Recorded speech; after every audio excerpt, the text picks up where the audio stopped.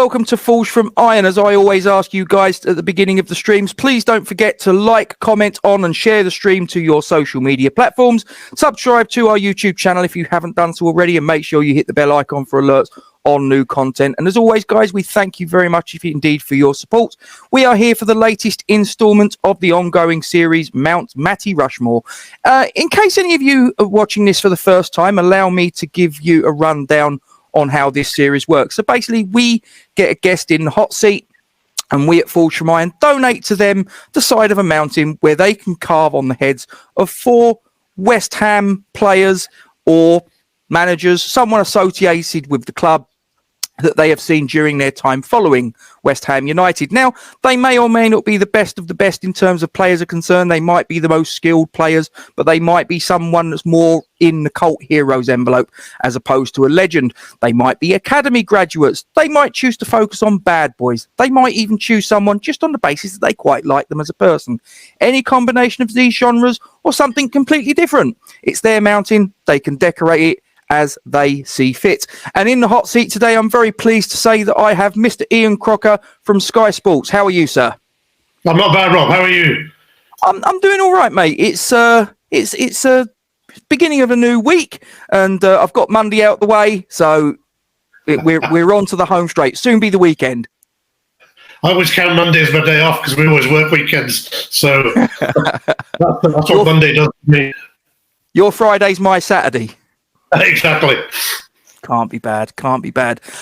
So, Ian, obviously for the people that are watching, they might not recognise your face, but they will probably recognise your tones if they watch your commentary of the SPFL Rangers Celtic games principally.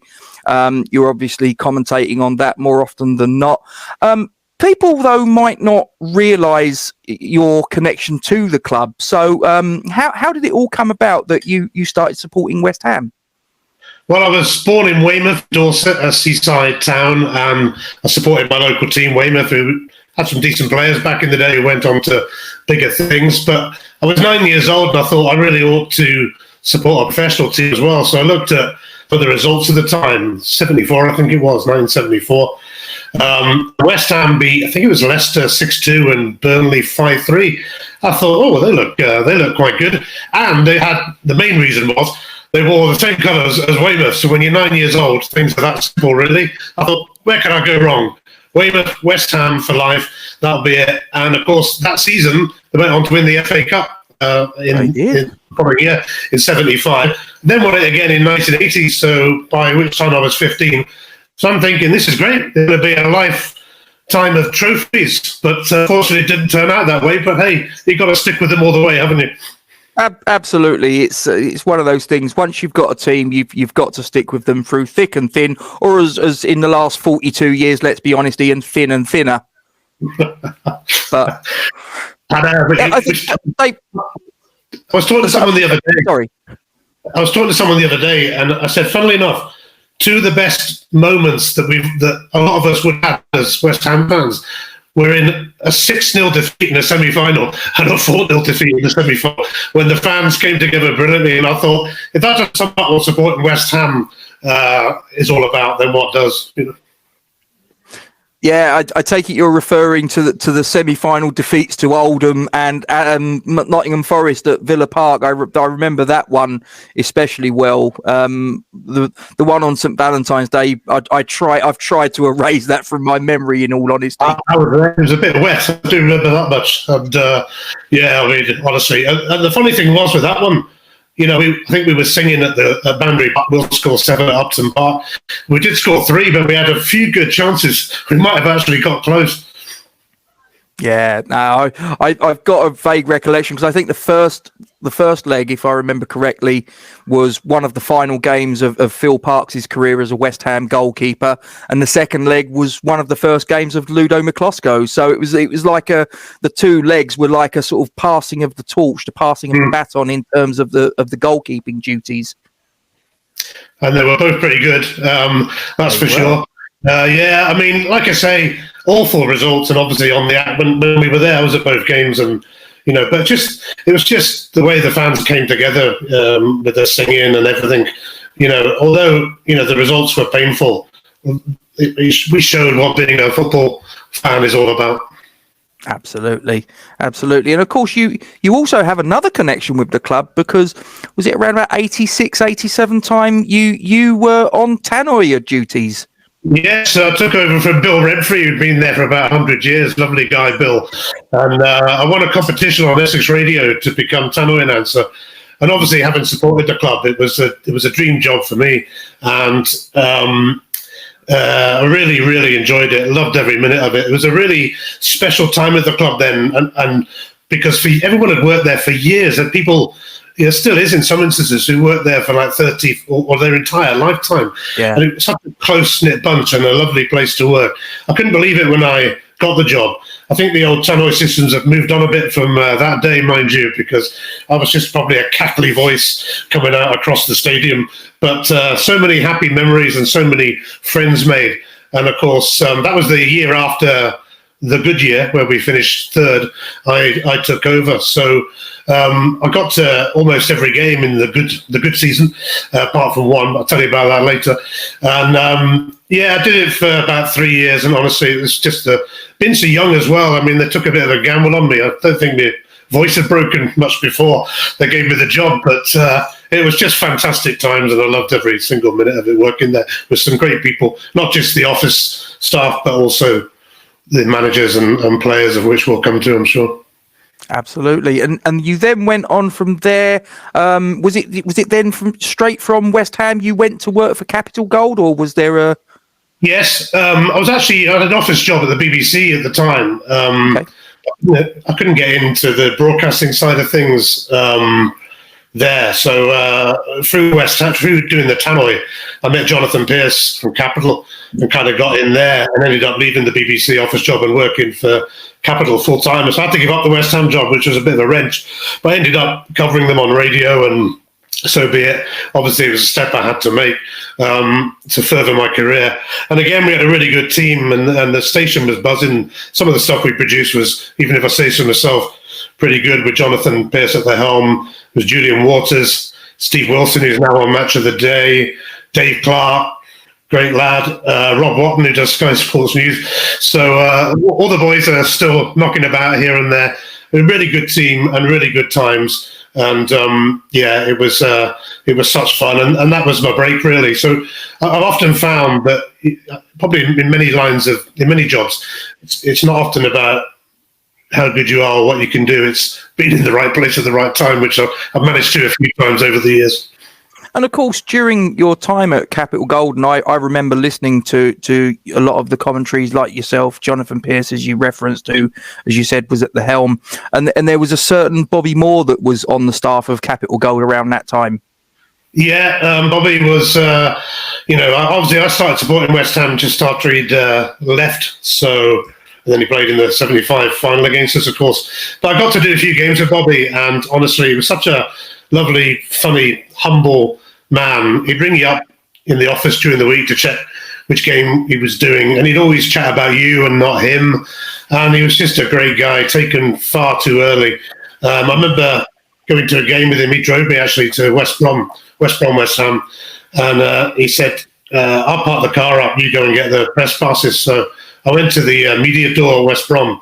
I said, "We got 2 passes for Capital Radio," and the guy went to me, "Are you Bobby Moore?" And he wasn't joking. I just thought he didn't realise. I went, "I wish so. I wish I was." Yeah. But no, sadly not. And Bobby was laughing at that story, as he had a good few other stories himself, mine, from his playing career. But no, when he passed away, it was a horrible time, and I had to go on air and do the stories and the bulletins and all that, and it was. To actually hold it together was a tough one, but he'd have been laughing his head off if we'd fallen apart on air talking about him. But he was just such a humble guy. You would never imagine he was the man who lifted the big one.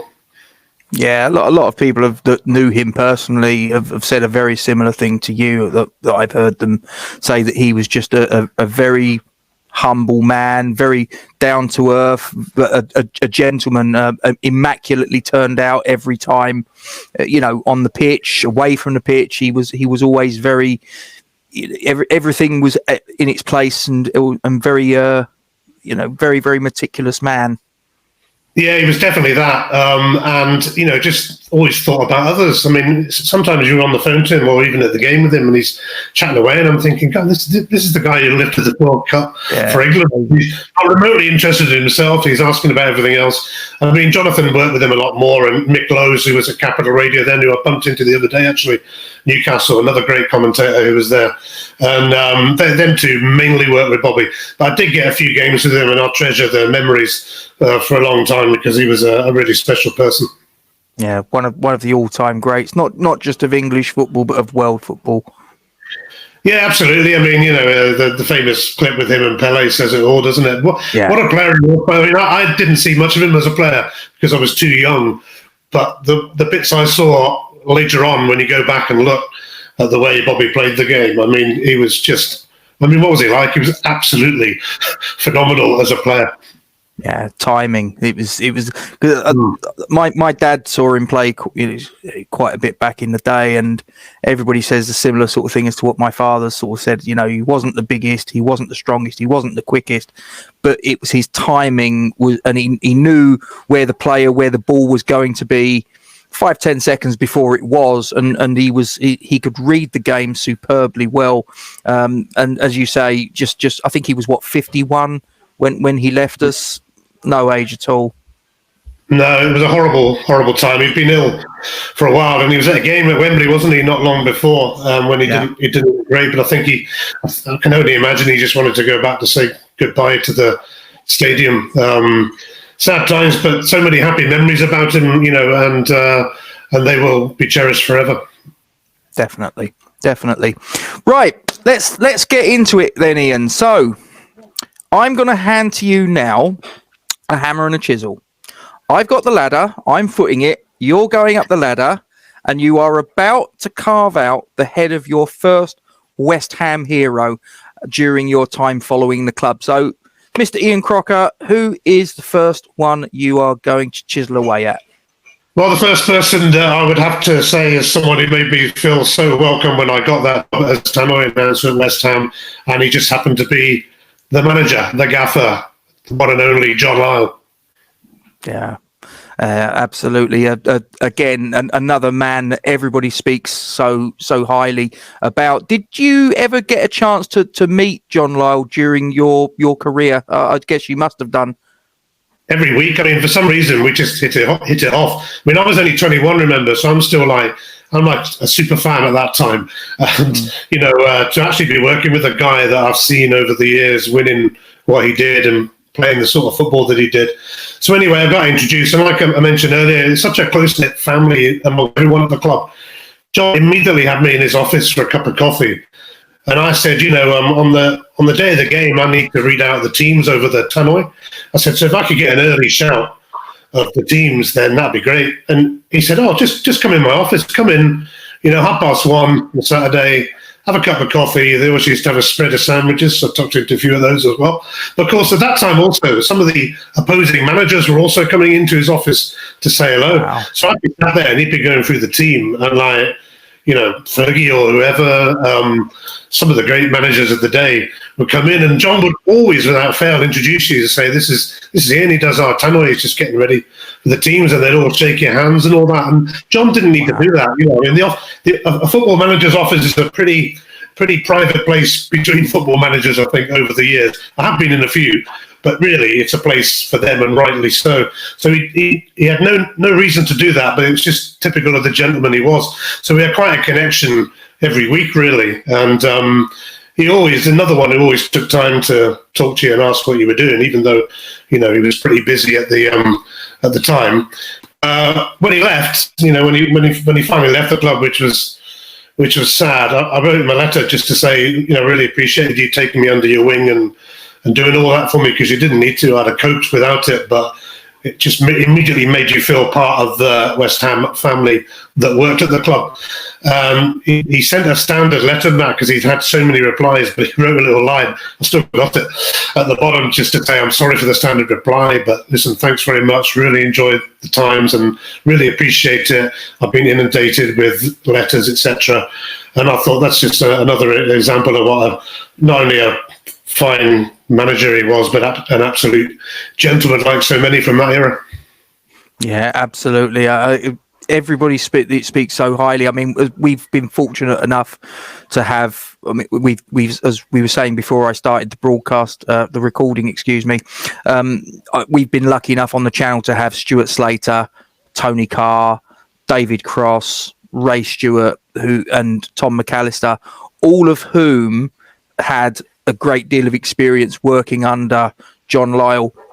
I've not heard a bad word, not one. Not even when the camera we weren't recording. None of them said off camera, oh, he was a bit of a so and so or this, that, and the other. Everybody just loved the guy, absolutely adored John Lyall. Yeah, I can believe that. I think he was a player's manager. Don't get me wrong; he could easily turn, because every manager has that bit of edge about them. But he certainly gained the respect of all players, and the way he played the game. And David Cross, I follow him on Twitter. What a funny guy he is. I didn't know him that well as a player all the time. I did know Ray Stewart a bit. He's another lovely guy as well. I don't want to sound like I'm living in the past or all the time, but it was just a great era.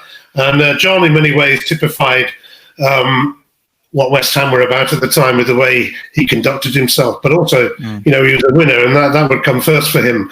But he certainly did everything with a bit of style. Yeah, I know he obviously managed Ipswich Town after he departed from West Ham, who he served, as a player. People forget that he was actually a player until a knee injury curtailed his career.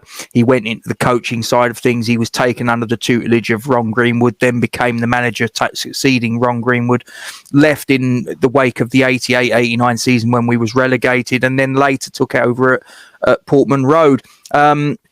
I don't think, however, that him leaving, I don't think he ever got over leaving the club that he held so dear to his heart. I know that he loved Ipswich in his own way, but it wasn't quite the same. And when he left Ipswich, he didn't go back into football management. And I had the opportunity of asking a question to Craig Forrest, who was obviously a goalkeeper at Ipswich at the time, and then later came to West Ham, why he felt that John never got back into football management after Ipswich. And he just said, I think he was possibly quite comfortable at that time in his life. He had, I believe, a farm or something in Suffolk, fishing lake, this, that, and the other. And also the fact that I think he just thought, this isn't for me anymore, which was a great shame, a great loss to the game of football.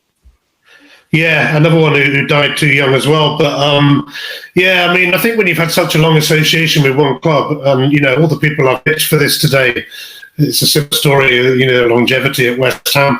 But it would be difficult in many ways. Ipswich at the time, probably still now, to be fair, were a similar kind of club, very family orientated and very close knit. So I can kind of see that it would have been a perfect fit for him.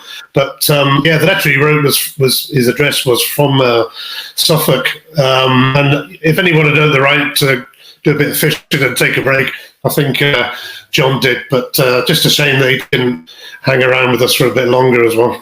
Absolutely. So you've carved your first head into the side of this mountain, and it's a fantastic likeness of our great former manager. You've got 3 left to go, Mr. Crocker, though. Your hands must be in bits after that exertion, but you've got to do 3 more. So what's the second head you're going to put next to John Lyall?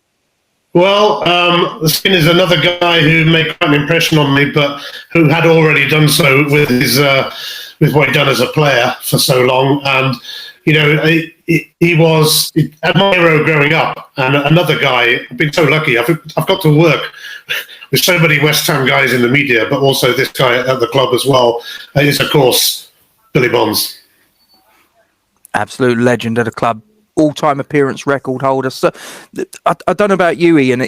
I looked at his amount of appearances, 799, and I do wonder, when you're that close to hitting 800, one game, he must have been sitting there going, "Oh, if only I could have found one game somewhere." Oh, no. He was about 57 at the time, mine. So but yeah, it would have been nice just to get to the 800, wouldn't it? I was thinking that. 21 years, I think he was with us, wasn't he? About that, yeah. He played about 100 games for Charlton as well before he came to us. So he wasn't far off the big 1,000 as a player, and into his 40s, still playing. Another great guy. I mean, very a very quiet guy off the pitch for sure. He was all about his family, and I saw him a few years back, just in the final days of Upton Park, I think. And he was with his family there, and he had a great chat and everything. But not a guy that, you know, personally I'd love to have kept in touch with him. But Billy was all about his family. Everyone said when he was a player, you know, he'd go out, do his business on the pitch, come back, and he'd just be away, and that's it, head home. But fortunately, worked with him when he was a youth coach before he became manager. I remember doing the tannoy for a youth game one night, and I said to him, Bill, I need the team to read out. He wasn't the best organised of people on that front. He might not mind me saying. So I said, "What are the numbers?" He goes, "Oh, I've not done any numbers yet." And I went, "We got to give him some numbers and all that." So we sat down between us, started allocating numbers to the youth team. I thought, you know, here I am, started supporting this club as a kid, as a 9-year-old, seeing Billy Bonds lifting trophies, and here I am picking team numbers with him in his office at Upton Park. And yeah, you know, went on to do a bit of radio with him as well. And just, I mean, I think he kind of figured that he was my hero whilst I was growing up, but he'd have been so embarrassed and humbled if I'd ever said as much. So I never went near that, never touched it. But great guy to work with, absolute legend of the game. And, you know, these sort of guys, you don't see many having a career like that, and to play to the age that he did. I mean, it's just a one-off. And I think that I've heard many of his players that were under his tutelage as a coach, as a manager at West Ham, turn around and say about the cross-country running pre-season, he was always at the front, even though he'd retired and he's now in his sort of like early mid-40s. He's outpacing players. His endurance was absolutely ridiculous, even at that stage of his time. And like I say, 799 appearances. He was at the club in all capacities, 27 years, £50,000 signing from Charlton, if you please. Started as a right back. He then transitioned into central midfield, where he had a brilliant partnership with Trevor Brooking, as he was then Sir Trevor now, to give him his proper title. And then I think it was around about 77, 78, John Lyall dropped him back into defence, and his long-time partner was someone that we might be talking about a little bit later, but spoilers. Yeah, I mean, to actually play in those positions and play so brilliantly in every position that he played as well. And I just love the old pictures of him with a beard and all that, and the mud over his kit. I mean, he was a proper player, wasn't he? A proper footballer and a proper man. And I don't think he suffered fools greatly. I think maybe when he was managing, you know, if he saw something he didn't like, he'd certainly, well, I think there's documented evidence that he would let a player, whoever it was, know about it for sure, because that's just what he was about. He was a winner. But he was like that in the dressing room and on the pitch, but a totally different man away from it. And honestly, I do feel, you know, so lucky to have got to work with him both at the club and doing a bit of radio as well. And then bumped into him when he was at Millwall for a while as well. Yeah. So, a guy I'd love to have kept in touch with. But as I say, Bill's just a family man, and you know, so close to them, a lovely family as well. But it was great to see him a few years back. Really, by the way, he was still looking like he could be front of the queue for a run as well. You know, super fit, even at his age now. Yeah, and then one of the questions that I've asked the people that we've had on, Tom, I think I asked it of Tom McAllister, I asked it of Ray Stewart, and of David Cross. Which, just a little bit of fun, just a little random question, but they were all asked the question: which of your former teammates would you want by your side in a fight? Every single one of them, without any flicker of hesitation, went Bonzo. Yeah, straight bang, Bonzo. So, yeah, we've had a few who might have been contenders over the years, but he's the one and only on that front. He is absolutely the man you'd want next year. Proper team player, proper captain. And you know, one of the greatest players that I've been fortunate enough to watch him in my life, not so much in my commentating career, but if I go back life generally, what can you say? He's the man, Billy Bonds, legend. There you go. So we've got Billy Bonds that's taken his place on the mountainside next to John Lyall. There are two more now that you've got to carve away at in this stone edifice. So Ian, you're going back up the ladder with your hammer and chisel at the ready. What's the third one?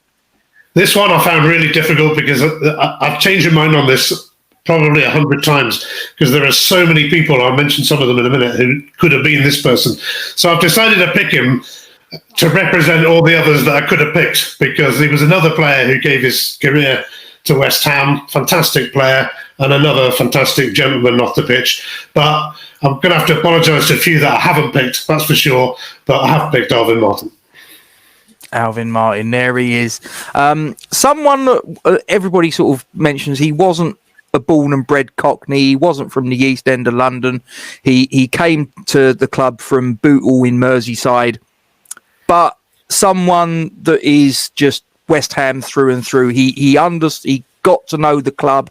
He understood the culture of the fans, what the fans wanted, what they won't accept. He bought into that. Captain in that season that you mentioned, 85-86, because Billy Bonds, although he was still at the club, he was out with, I think he'd injured his toe of all things. So Alvin Martin was the captain in that season, and an absolute stalwart of the team. England international, went to the World Cup in 86. I think if he'd have been on the pitch when Maradona was doing his thing, who knows, it might have been a different outcome. You never know. But yeah. No, he was just an exceptional player.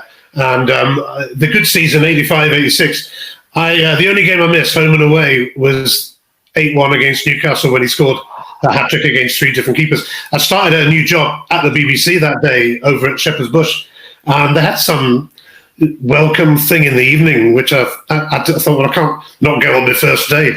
So miss West Ham, Newcastle, and I still mention it to Alvin to these days. Of all the games to go and do that, and you pick the one game that I missed, home and away, in the good season, and missed him doing that, which was an extraordinary feat. But of course, it was more his defending that was outstanding over the years. He was just top quality. He never lost that brutal accent, by the way. He's still got it, still going.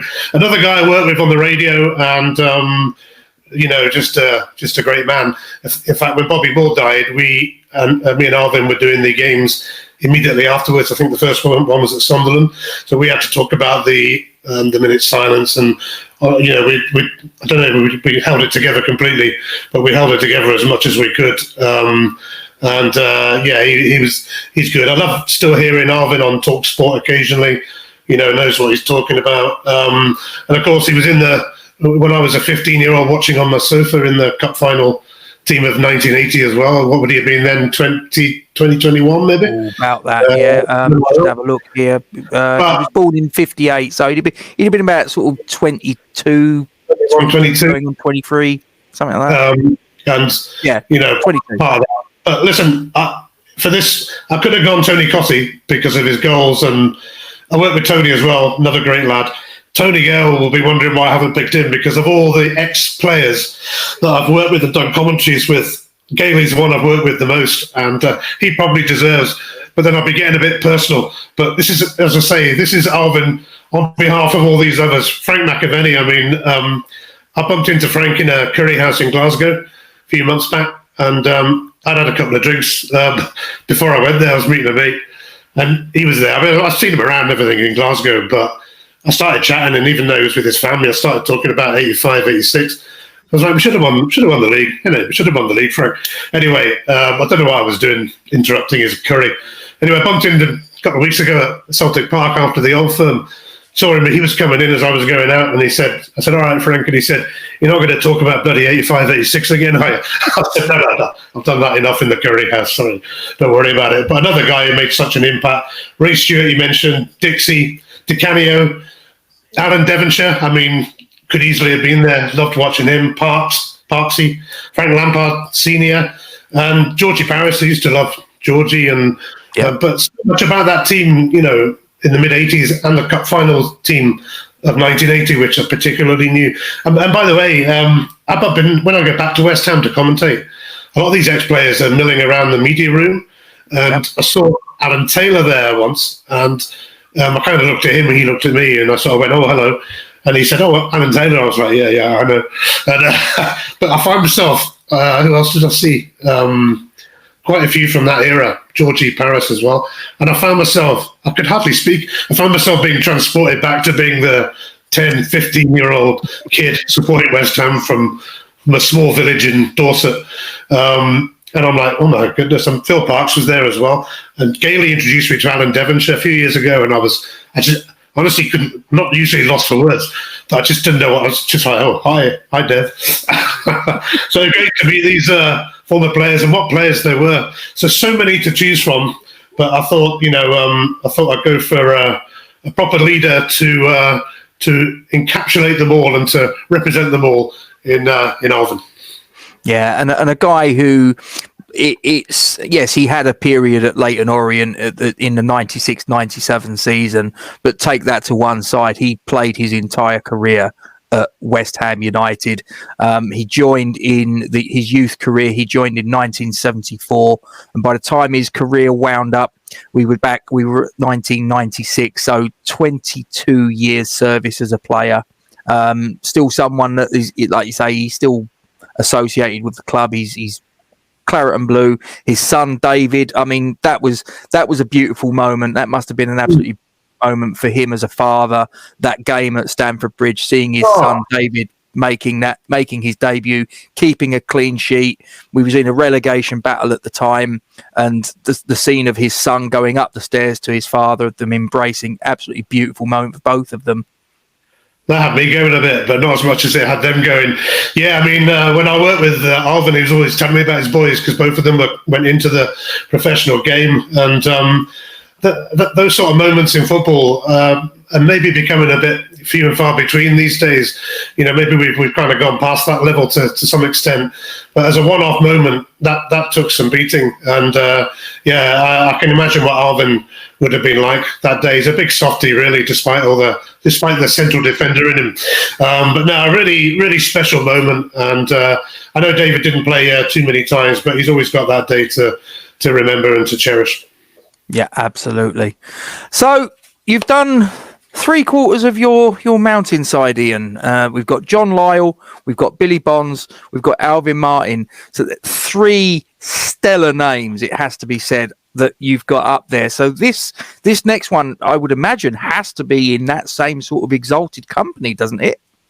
Yeah, well, as you've noticed, I've gone for proper stalwarts of the club who spent years and years there.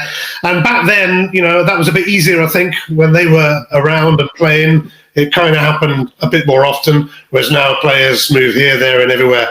So for it to happen in the modern era is quite remarkable, really. And I wanted to pick somebody a bit more modern, because otherwise it looks like I'm living off past glories from years ago, which I kind of still am. But hey, so I thought I'd bring myself bang up to date, more or less, and go for a guy who's just been so unbelievably consistent over the years for West Ham, and Mr. West Ham himself, as he's known now, Mark Noble.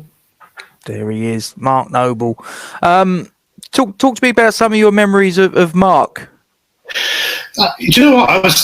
I think just his general consistency, and the fact that, his story, being a local boy, West Ham fan, and getting to play for the club for so long, captain the club, and I can't remember too many duff games he had. I'm sure he'll say he had a few, but no, his consistency over the years was just amazing, and again a proper player, and such a pivotal part of the team for so many years. And I'm really glad that he's we couldn't let him go, could we? So he's coming back to do some proper work. None of this playing football like and be sporting director. So it'd be great to have him there. I don't know Mark that well, but I interviewed him a couple of times for Sky after matches, and he has that ability, proper East End it is, where you feel like you're actually just talking to your mate in the pub when I'm actually doing a professional post-match interview about the game. But another genuine guy, proper East End boy, proper West Ham fella. And what a fantastic career, and I'm really glad that his association with the club will continue. Absolutely. You've got the 3 that you said earlier, Lyall, Bonds, Martin, and now Noble, like you say, are all stalwarts of the club. And he's gone away. He's had a little bit of time, I believe, doing a degree in Harvard that will help him in his role as sporting director going forwards. But as far as I'm concerned, Mark Noble was a player that I had friends that aren't West Ham fans. They'll be fans of Arsenal, they'll be fans of Tottenham, Chelsea, other teams around. And I've had many of their number coming up to me and saying, I don't really see what Mark Noble gives to the team. And I have to sort of like to say to them, you don't realise what he gives to the team until he isn't in the team. And then you go, right, we're missing something, and it's Mark Noble. He had a little something about him. I think it was probably because he had such a love and affection, and he was a fan on the pitch, and I think he took a personal responsibility in trying to ensure that West Ham produced the best performance possible, that they got the best result possible. You couldn't win them all, but he took it upon himself to drive the team forwards. No, I love it when fans play for their clubs, and Mark certainly typified everything about that. And you're right, I think he knew more than anyone what it was all about. And, I loved his interviews, actually. I mentioned I did a couple, because he's just so honest, and he'd tell you what happened, tell you why it happened, tell you why it shouldn't happen again. And great to interview, because just brutal honesty that needed to be, whether they'd been good or bad. He'd just tell you as it is, which what most West Ham fans do anyway. But and once again, I stress, in this era, I think that's harder to stay. Like, I know he wouldn't have wanted to go anywhere else, but yeah, such an important part of the team, such a driving force, such a captain. We all knew what he did. He certainly knew what he did, and time comes for everyone, but I'm glad the club have sorted him out. Although every time I've seen him lately, he seems to be on a golf course on Sky Sports News. So it's about time we did some proper work. He'll be starting, I think it's the 2nd of January is his first day in the office. So I wait to see what he brings to the party. But I know that if it's anything like what he did on the pitch, it will be a high standard of work that he brings, and he will do West Ham proud, I'm sure. Yeah, I mean, I don't think you could ask for anyone better, because that's exactly what he will bring to the job, and it'll be a learning curve for him, something different, something very different, obviously.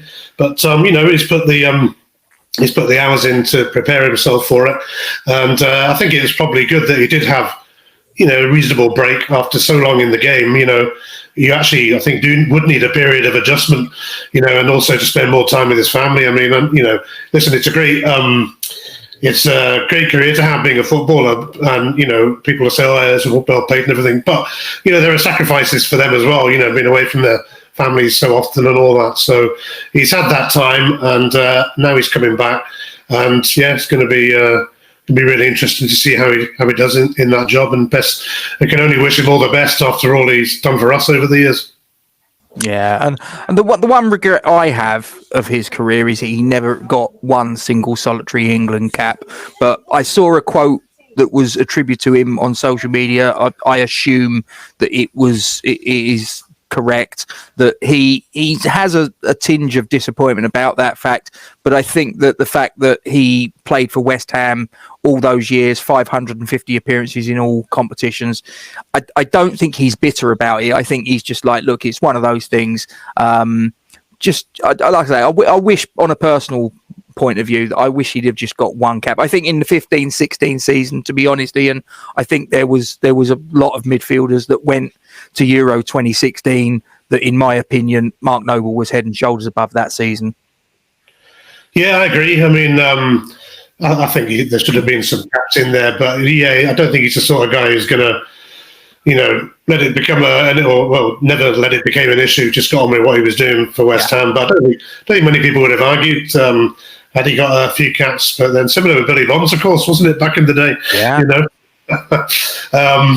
But it could easily have happened. For some reason, it didn't. But then he was able to save his best for West Ham, so that did us a turn. Yeah, maybe the fact that he didn't have an England career maybe extended his club career. So there you go. Anyway, Ian, you have done an absolutely stellar job. You've gone out at very short notice.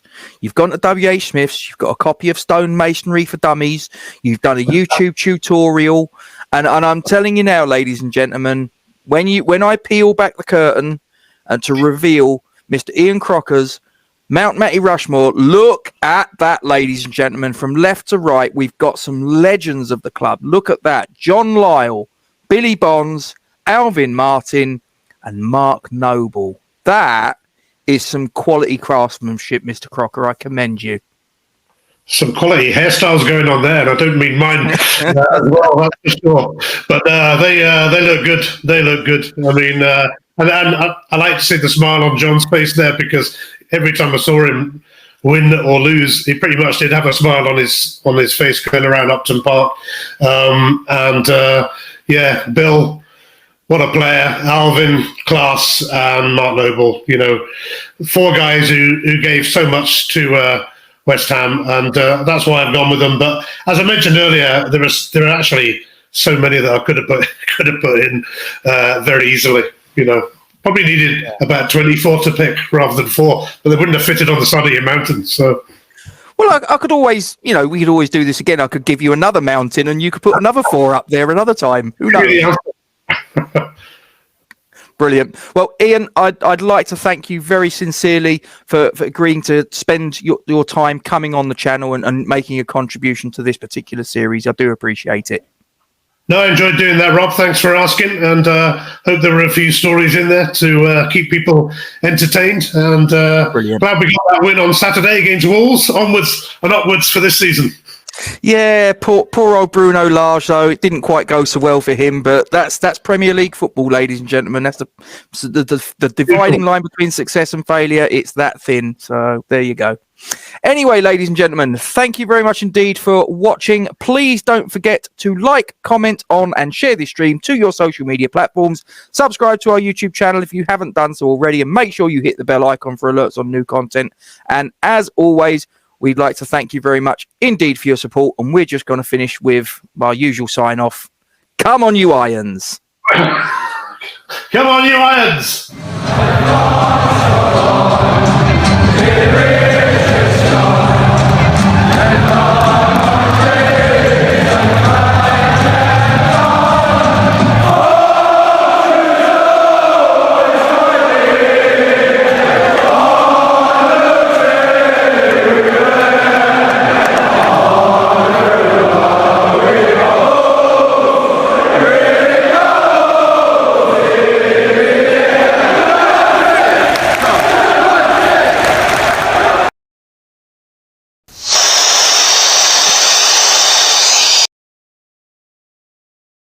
I like your microphone, Ian. Well, I've got nothing to do this week because Sippy's gone and nicked my microphone. Familiar story, so I can't do any commentary work. Used to love him on Rainbow as well. Thanks a lot.